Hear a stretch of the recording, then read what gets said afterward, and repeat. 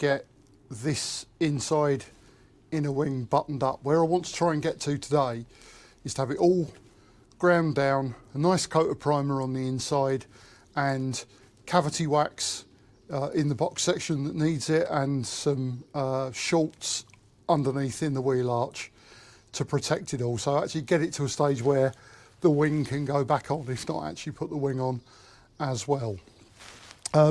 I've been out buying some more tools. I mentioned this last week, which is for cutting steps and holes in panels. That was really useful. But also I found that quite useful as well. That's it's a little air grinder that takes tiny little reusable or replaceable sanding pads, and that is good for getting into nooks and crannies. And then that is really good for getting into sort of thin, hard to reach places, so that's been quite useful. And then I treated myself to a nibbler to allow me to cut sheet steel a lot easier. The upshot of all of that was that I found that my old compressor wasn't good enough to run all of it. Didn't have the air capacity to run it all. So this morning I went to Machine Mart and picked up a new compressor. It's safe to say Roy is costing a fortune at the moment, but hopefully these are things that I'll only have to buy once, and they are a bit of a labour of love. So today it's a case of there's a little bit of welding underneath still to do. I've been welding the underside where the two panels match, so that where there's a lap, there's a weld on the top of the lap and the bottom, and there's the plug welds. So it's a bit of belts and braces. So it's just a little bit of welding to finish off there, and then give everything a grind back. Grind off the weld through primer that I put on there temporarily just to stop it all rusting, and then it can have seam sealer around all the welds, coat of proper primer, and underside can have a coat of schutz. And if I've got to that stage by the end of today, I will be a definitely happy bunny. As at that point then, as soon as that's done, the car can go back on its wheels. As soon as the carburettor's done, I'm just waiting for 2 jets to turn up on the carburettor. Carburettor can go back on, and then once again it's mobile, and then it's a case of move the car so that we can access the other side, and it's rinse and repeat and do the whole thing again on that side of the wing, only that side looks worse. So this has been definitely a practice run, but we'll see. So yeah, onwards, bit of grinding, bit of cleaning up.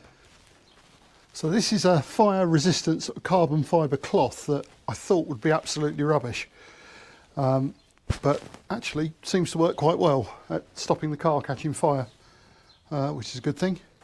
So got a couple of little bits to weld here, a little bit to weld underneath. So it's on with the apron, on with the helmet, and quick dive under the car and do that.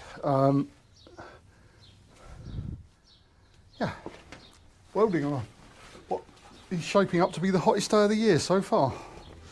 That'll be good.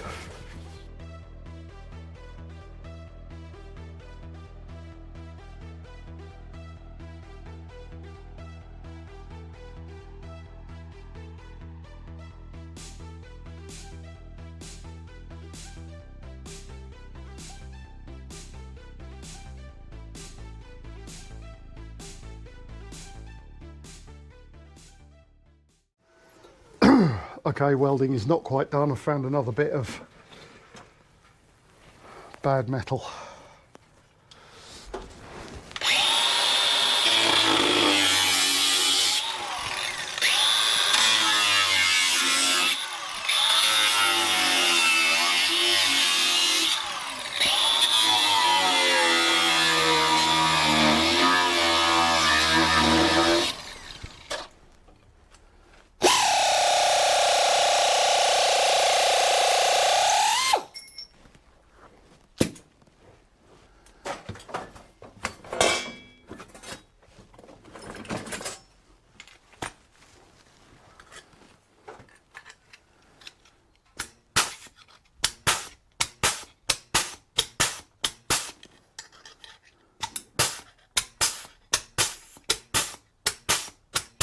with that last bit of welding there, that's that done.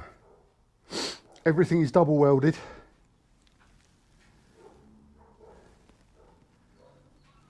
Everything's strong.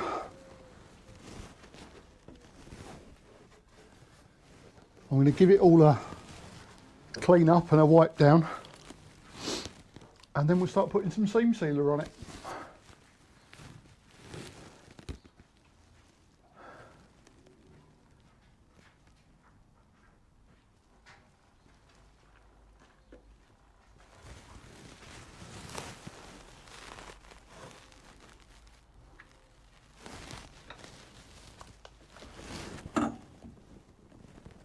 Can't see any pinholes anywhere.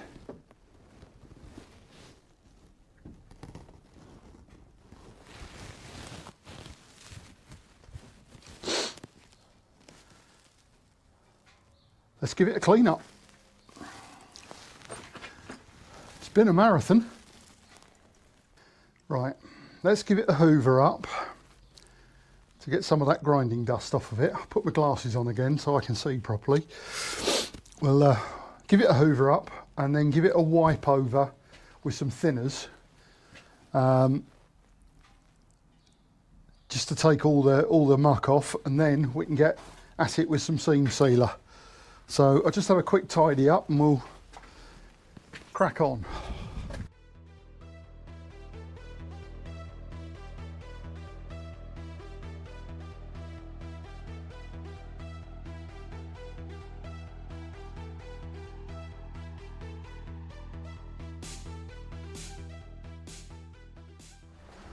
I probably could have ground this down a lot more, but actually I'm a bit worried about taking the strength out of my welds.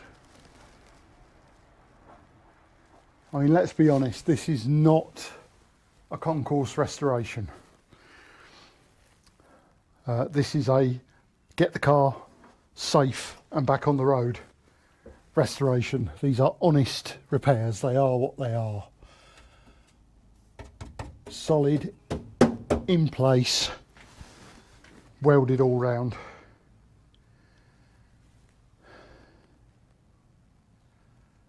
Let's get some seam sealer.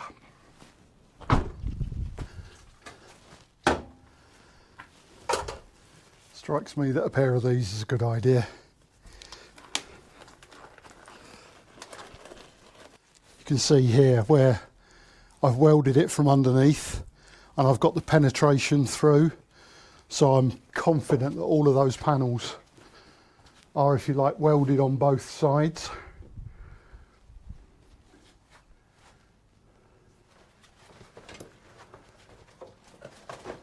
And to be honest, with this old bus, I'm not sure there's very much more I can do. Considering that lot was put together with a few spot welds in the factory.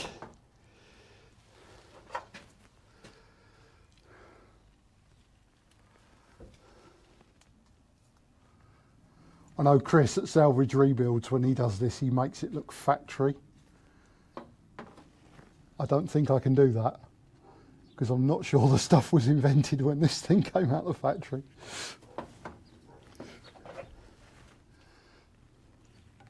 But we're trying to stop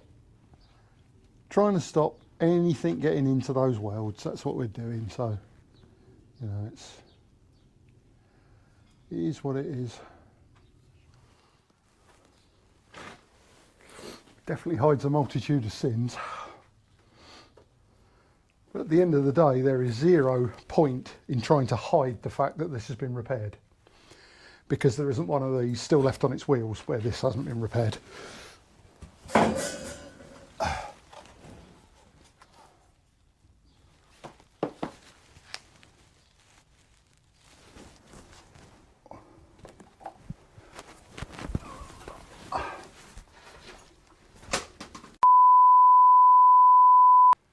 Right, so that's all those seams done. We'll let that go off.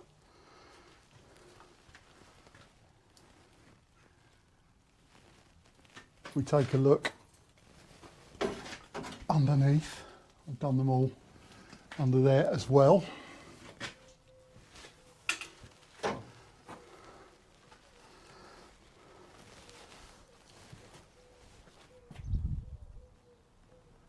So let's let that all go off. Well-earned cup of tea time. And then we'll look at covering the wheel up with a bag, masking things off and spraying a bit of schutz under there, under all of it. And then finally for the top, I've got some proper primer for the top, just to keep the water off of it. Okay, first things first, I've got an underseal gun, and in there is cavity wax. I drove 40 miles this morning to find somewhere that would sell me that on Saturday. Got a full tank of air, so the idea is to spray this inside this box section, and hopefully it should sort of fan out and go everywhere. We get lots of it in there. Let's see what happens.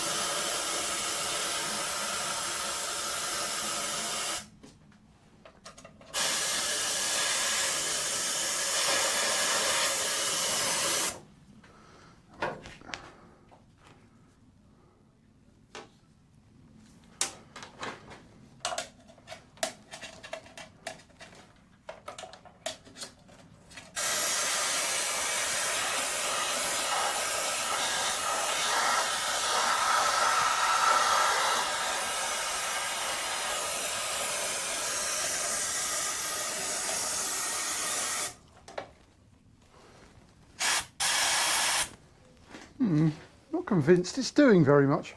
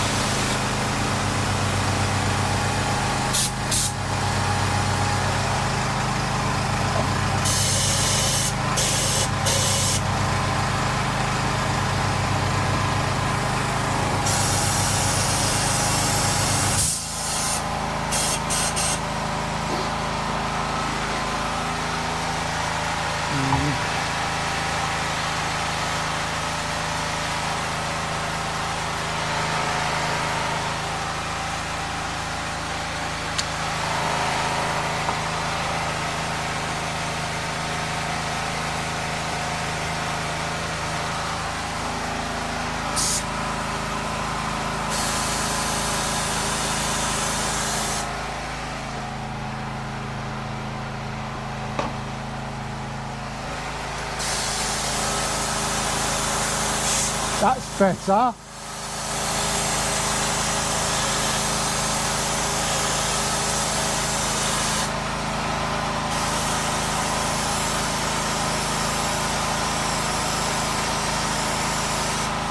That's much better.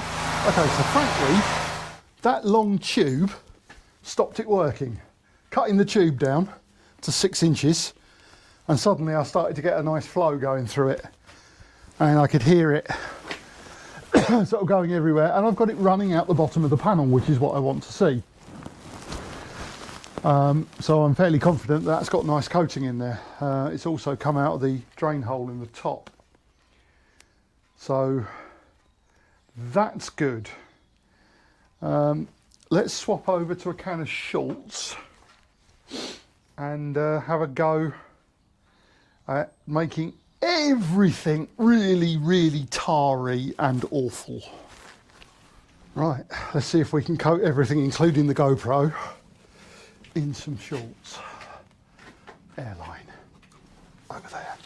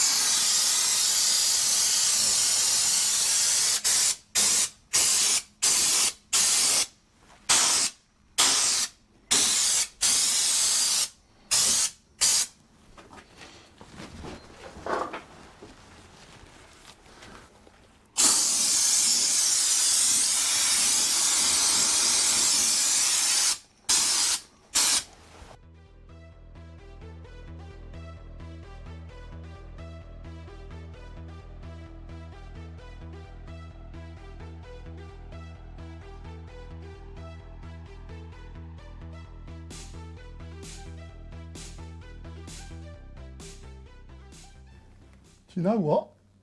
That don't look half bad. Oh, missed a bit.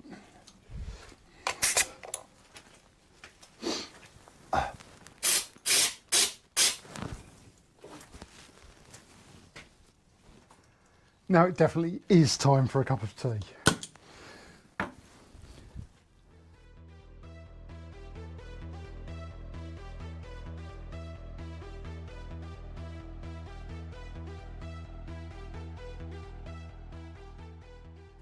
Will you professional painters stop throwing things at your televisions?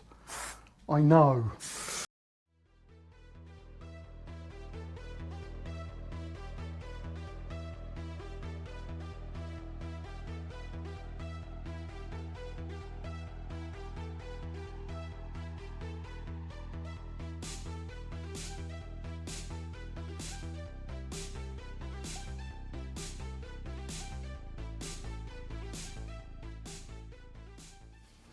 Much as I'm tempted to play with it, I think it might be best if I leave it now. Leave it, let it dry. Come back tomorrow, do any touch-ups, and put the wing on and put it back on its wheels.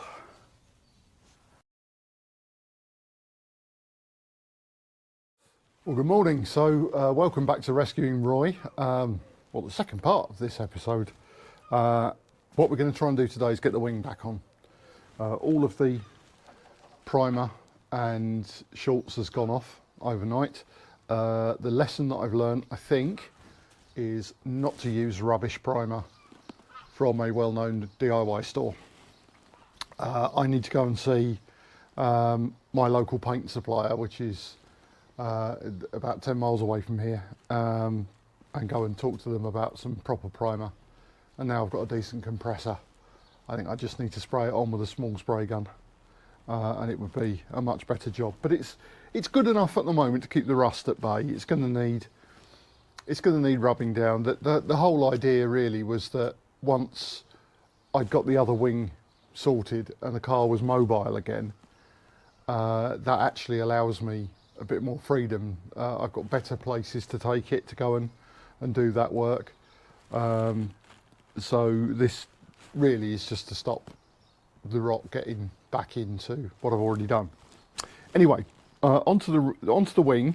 There's a bit of clean up needs to happen on the back of the wing, where there's some loose underseal and a bit of surface rust. So I'll take that off and make sure everything's had a coat of rust inhibitor, and also some spray on cavity wax where I expose things just to try and stop the rust. I'm not going to grind it all back because I'll put a significant amount of heat into the panel if I do that, and it'll warp. But I'll just get the loose and flaking stuff off just to stop it getting any worse, really. And yeah, we'll do that. We'll get the wing back on.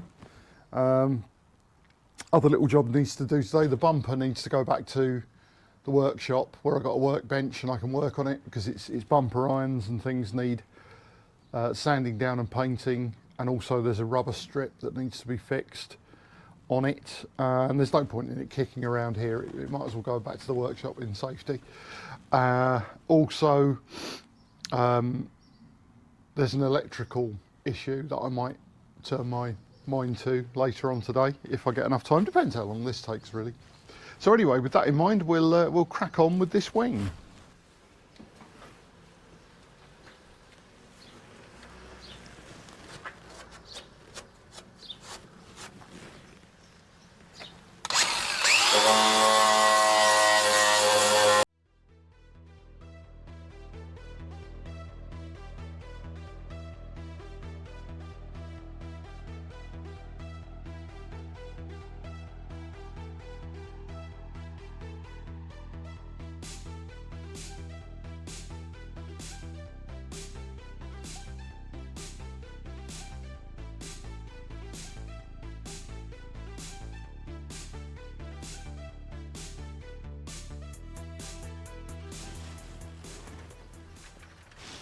That's a bit crusty under that aerial as well.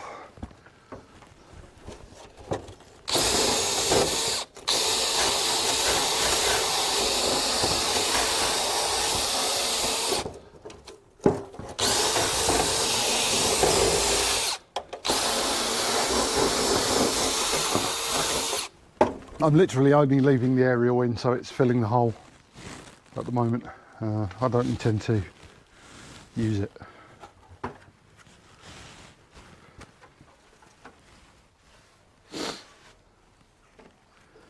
Right, let's put some masking around that.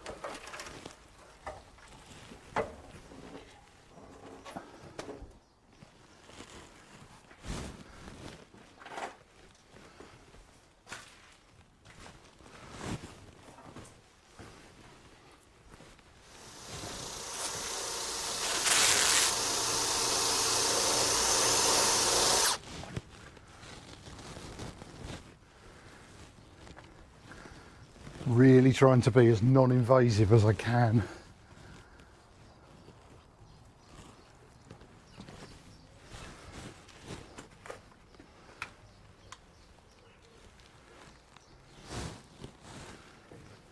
I think I can let that go.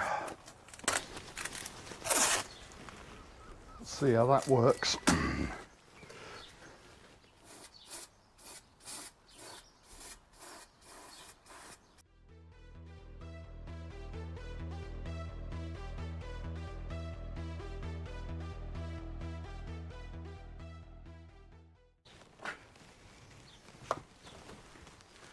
If you're screaming, cut it back to good metal at your computer, I hear you, but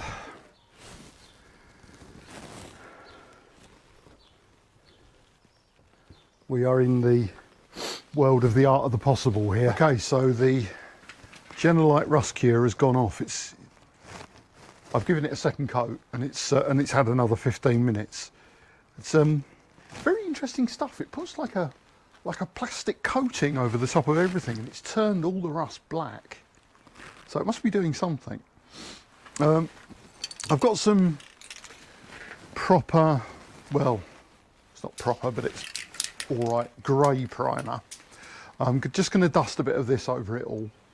And I found the paint code, and I think what I'm going to do is, as soon as the car is mobile and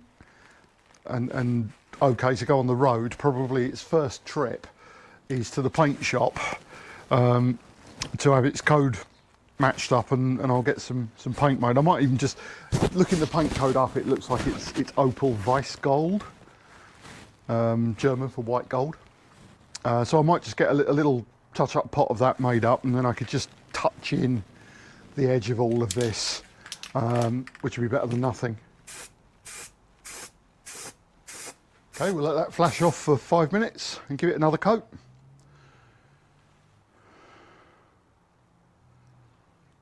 And then the idea is turn it upside down, and everywhere that's going to touch another panel, deluge it in wax oil, and the back of the wheel arch as well in wax oil. So give it a good coat of that. I don't want to do it in shorts, because I get the feeling this wing's coming off again. Because really what it actually needs is it needs to come off. It needs to be completely rubbed down. All of the rust needs to be dealt with absolutely perfectly, and then it needs a repaint. Now that's either a body shop doing that, or it's me after my welding skills have got a lot better. So for the time being, this will do. We're not going for a concourse restoration, as I said. We are going for keep the car on the road.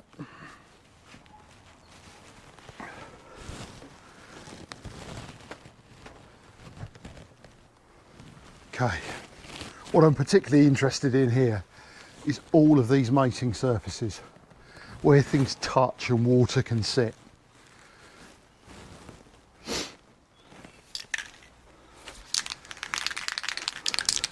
So this cavity wax is supposed to have a rust preventative built into it as well. So we'll see how well it works.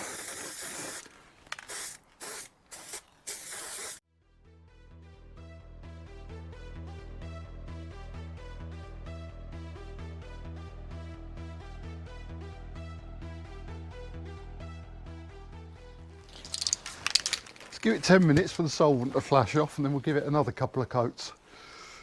Okay, so we can actually screw the strut back on now. There's a little alignment mark in the top of the strut there, which matches with that moulding there. The idea being this is actually adjustable. So that's factory, and then if you turn the strut one way, you either take or remove 30 degrees, no, 0.3 degrees of camber, apparently. Which means this is, you're able to adjust the strut, which will no doubt come in handy, because one of the first things this car's going to need when it's done is proper wheel alignment.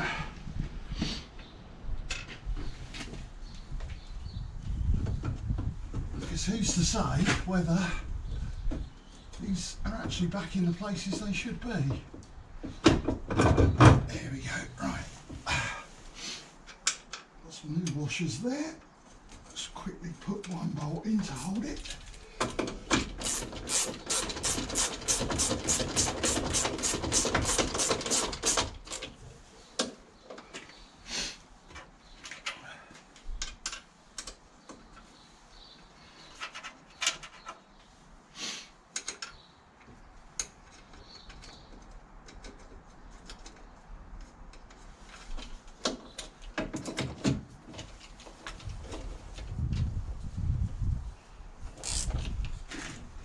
Given there was no damage on the inside of the inner wing, I'm fairly convinced that that turret is in the right place.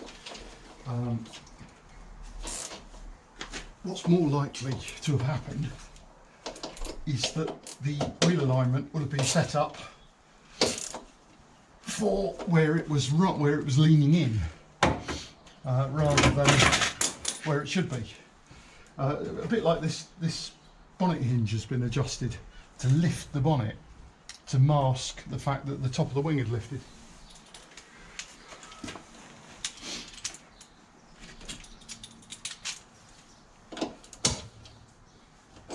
So we have a strut in place. That was something I didn't know about. Wheel bearing, there's a lot of play there, unless it's the wheel nut. The wheel nuts are all loose. Honestly, whoever's been playing with this car didn't believe in doing things up.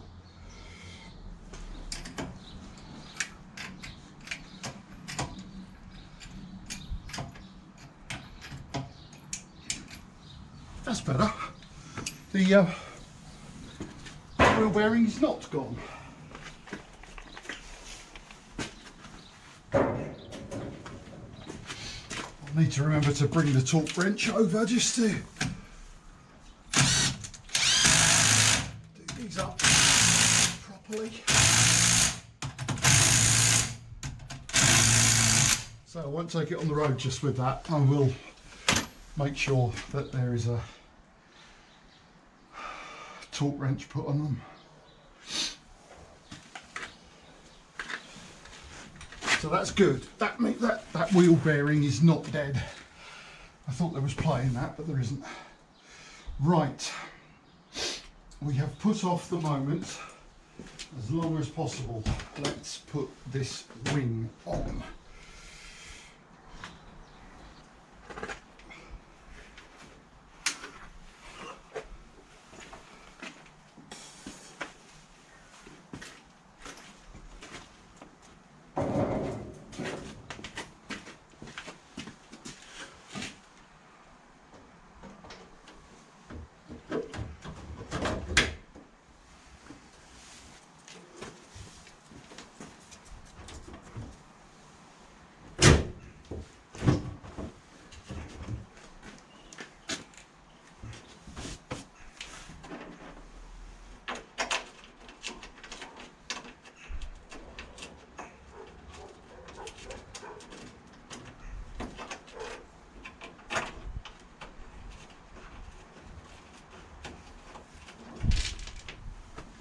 Put that there to hold it.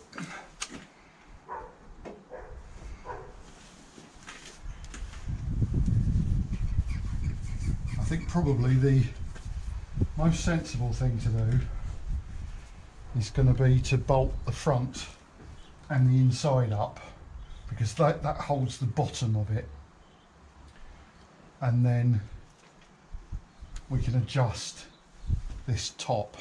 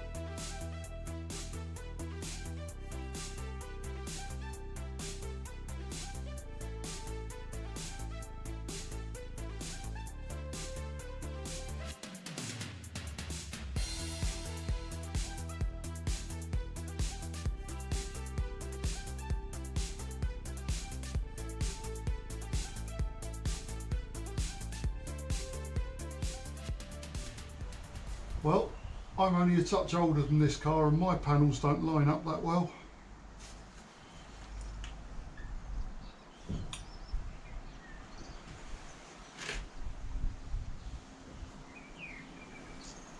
Given the surgery it's had, I'm going to take that every day.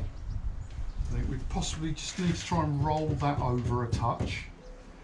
There, just give that a quick dolly over. But frankly, if it sits like that, I'm going to live with it.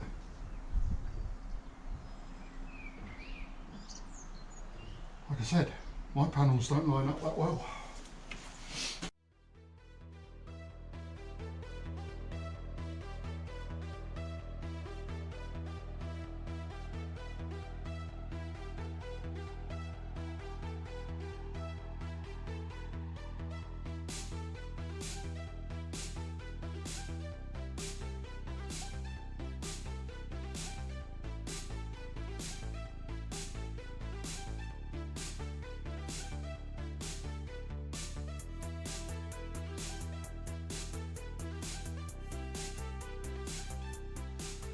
Okay, welcome to Inside.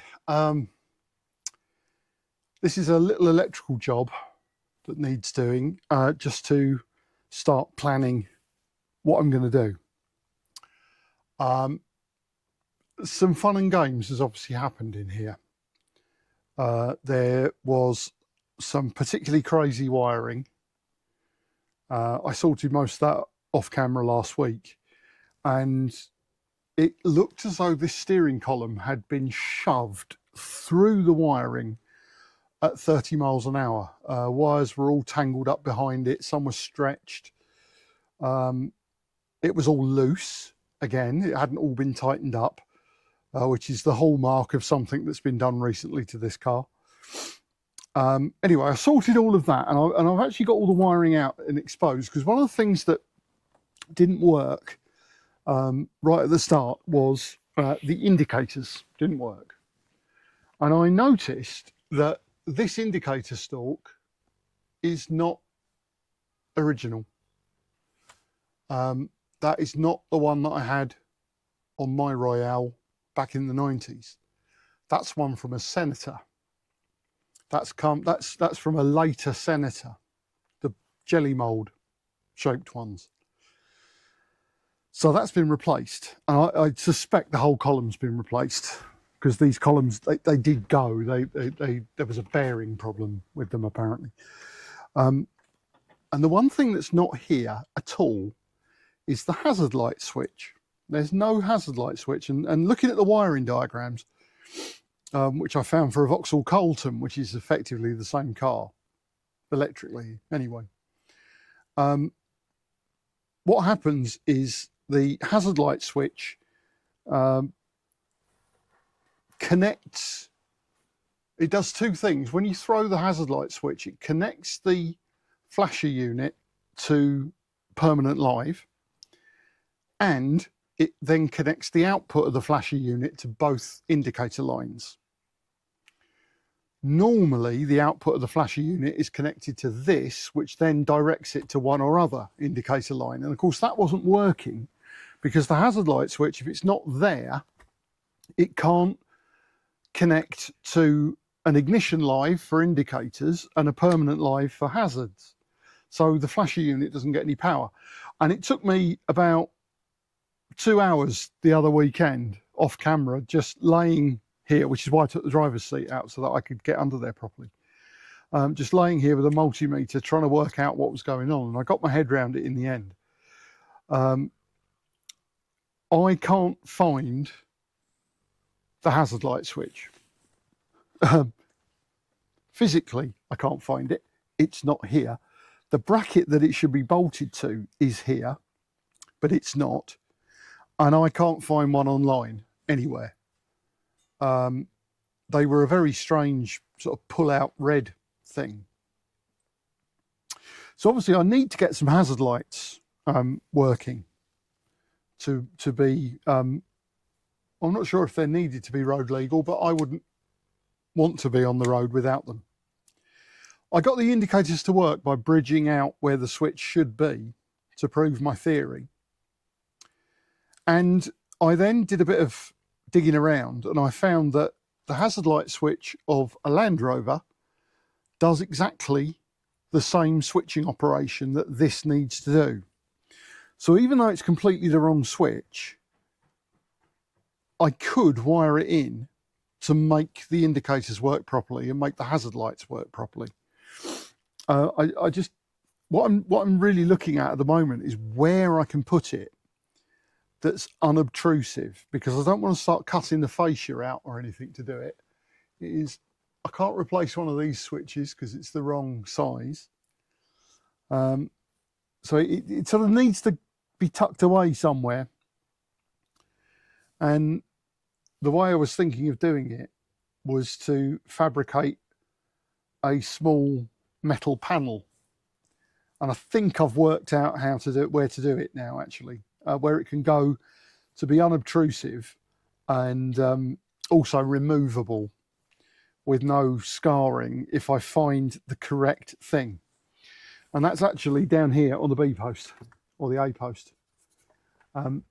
Because if I make a L-shaped piece of metal that's got a slot in it for this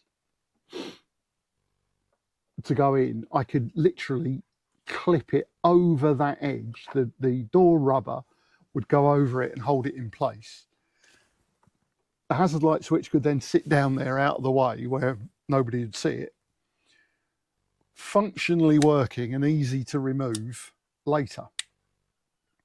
So I'm going to take some pictures and take some measurements of that, and then I can go back to my workbench and make that up, which shouldn't be too difficult. I should be able to make it up out of a nice bit of steel, file the edges, paint it black, and it should be a reasonable thing. The second problem that needs investigating is there's no horn. There is a horn relay, but it's been cut off, and another relay has been bodged in place.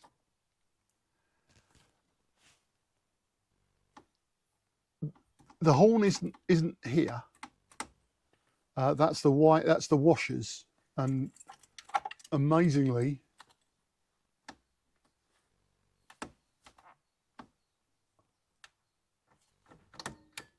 maybe not. I thought the washers did work.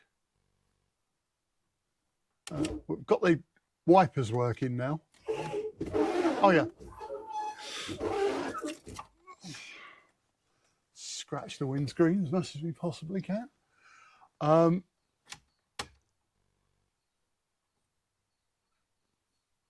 Yeah, so the washers do actually work on that. They're just a bit sticky, but these don't work. This has got, well, this has seen better days. These click like they would work. Normally all three of the horn. If I could get the horn to work just with these buttons, that would be fantastic. And then that can just go back in decoratively.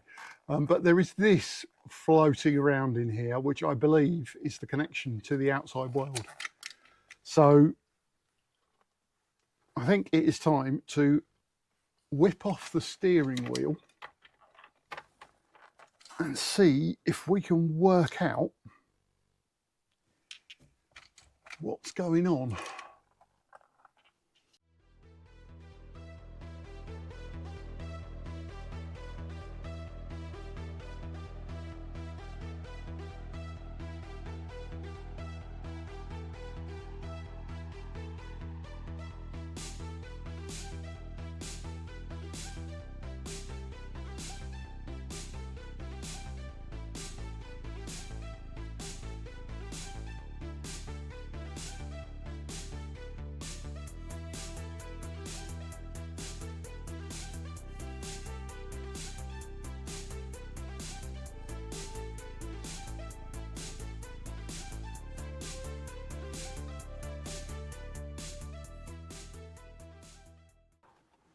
That's not coming off.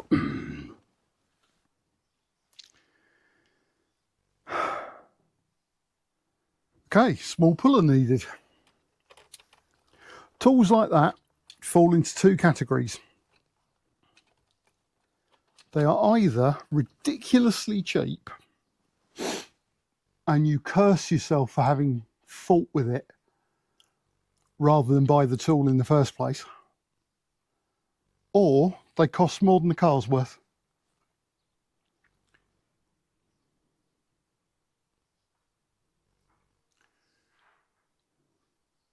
Right, let's make a template of this bracket and yeah, let's get out of here.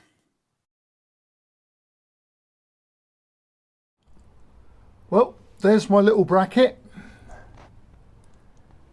which hopefully will do what I need it to do and hold that hazard light switch on the car. So that's just a little job done there. So that's the end of this video. Quite an amazing amount of work. Roy's back on his wheels and his driver's side is done. That's a significant milestone. So now it's get the carburetor rebuilt so that it can go back on the car can start and move, and then it's rejiggle things around and start doing the whole thing again on the other side. But it's going to be a couple of weeks before I get to that, because next weekend I'm actually having a weekend off. So thanks for watching. Like, subscribe, share, pass around to people who might be interested. All helps get this out in front of people. Thanks very much for watching. I'll see you in the next one, when hopefully Roy's running, and well, actually no, the next one will probably be a carburetor rebuild, but then the one after that we'll get Roy running and actually start on the worst wing, which is the passenger side. So thanks very much for watching. Like, subscribe, share.